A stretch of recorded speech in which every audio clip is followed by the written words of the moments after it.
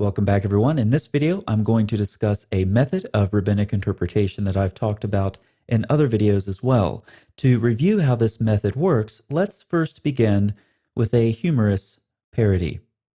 Once upon a time, there were 3 little pigs. But read this dictionary entry very carefully. Notice, pig can mean to eat something quickly. He pigged 3 donuts and ran off to school. And here in the US, we say that people who eat too much pig out. So let's return to our story.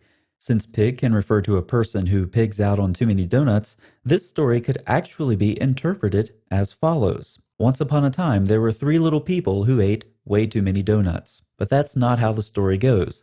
We determine a word's meaning from its context.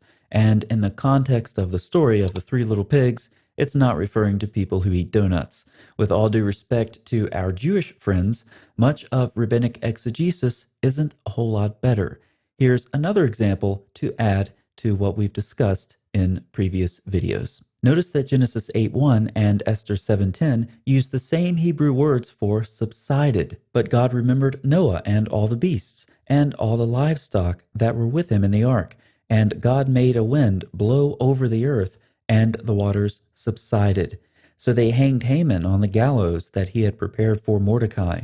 Then the wrath of the king subsided. The word used for wrath in Esther 7:10 can also mean heat, as you see in Hosea 7:5 and Ezekiel 3:14. Now, watch carefully. Since the same Hebrew word for subsided occurs in both Esther 7:10 and Genesis 8:1, you can interpret those passages together. And since Chema in Esther 7:10 can sometimes mean heat, you can read that into Genesis 8:1 and say that the heat of the waters subsided. So that is the basis for the rabbi's interpretation that the people in Noah's flood were judged with boiling liquid. With boiling liquid they sinned, and with boiling liquid they were judged. Are the rabbis trying to write history with these stories? No, they're not. They're reading things into the text like they do so frequently. But these sorts of stories do tend to take on a life of their own. By the time we get to the Quran, they are history. And Allah is the one giving rabbinic exegesis life by his own command. The Quran employs a word that means to boil. For those who disbelieve in their Lord, there is the punishment of Gehenna, and it is an evil homecoming. When they are cast into it, they will hear its panting as it boils up. And how do you boil water? With an oven, of course. Until when our command came and the oven boiled, we said, load into it 2 of every kind, a pair and your family, except for the one against whom the word has already gone forth, and whoever has believed.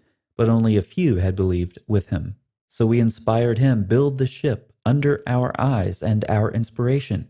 And when our command comes and the oven boils, put into it 2 of every kind, a pair, and your family, except for him against whom the word has already gone forth.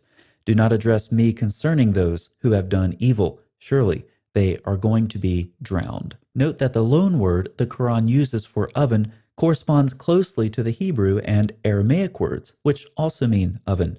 Arthur Jeffrey notes that this word means oven in old poetry as well.